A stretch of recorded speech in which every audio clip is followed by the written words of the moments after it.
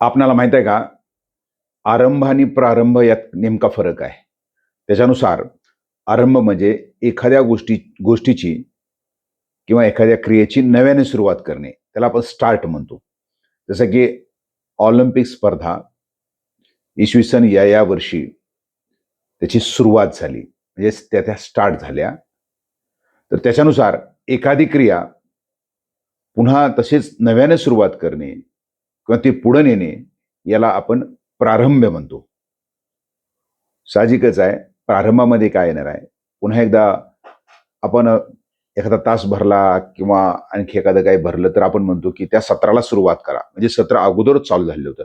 तर यानुसार आरंभाचा अर्थ होतो एखाद्या गोष्टीचं सुरुवात प्रथमतः करणे, त्याचं उद्घाटन करणं किंवा पहिल्यांदा अंमलात आणणं तो आरंभ आहे आणि तीच क्रिया पुन्हा चालू करणं त्याला प्रारंभ आहे.